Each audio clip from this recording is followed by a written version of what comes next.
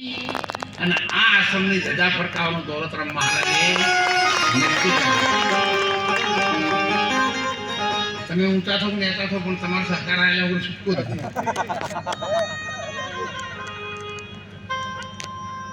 એક રીતિમાં કહ્યું છે જરા તમને કહું. બાબુલાલ તૈયાર રહો. ચંદ વેચાણો સત કારણે એવા તારા દે અયોધ્યાની મહારાણી એક ગ્લાસ પાણી માગે ને 1000 ગ્લાસ નોકરો દૂધાય. પણ સત્યના માટે એ ભગવાનના માટે સંતોના કાર્ય માટે અને જલારામ બાપાએ એક રોટલા માટે પોતાની પત્ની વીરબાઈને લઈ દીધા. જય હો બાપા. 1100 રૂપિયા બારીશના ચમનલાલ અને આપણે 2-10,000 રૂપિયા એક આવા આશ્રમ માટે પરમારસ માટે વિચાર કરીએ તો પોતાની જાત તો શું માણસ વેચી શકે, શું ભક્તિ કરી શકે? ભક્તિ જેને કરી છે ને સાહેબ એના ચોપડા ઉખડી ગયા છે પણ ટેક નહીં છોડી. તમે યાદ કરો,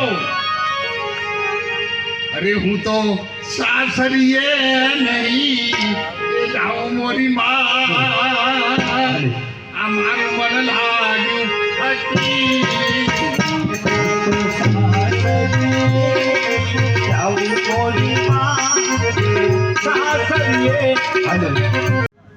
આપણે હોજવણમાં લાગ્યું છે, એના ઘરવાળાની ઘરવાળાને લાગ્યું છે, તો કોઈની ઈર્ષામાં લાગ્યું. મોફાભાઈ અમારે આવ્યા છે 1100 રૂપિયા બસ ખૂબ ધન્યવાદ. 2 છોકરા CSC માં બોમ્બેમાં ગુરુમાં નાખ્યું છોટા નીકળવા માટે ઓખોમાંથી પાણી નીકળવા માટે બેભાન થઈને પડી ગયું.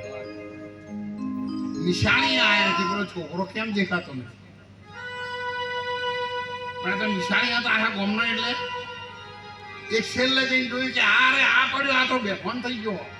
એના મોઢામાં પીળા કલરનું પાણી આવે છે અને ત્યારે રોહિતના અંદર અવાજ આવ્યો એટલે ખબર પડી કોક આવી છે. ત્યારે એને કહ્યું, અરે કાશી ના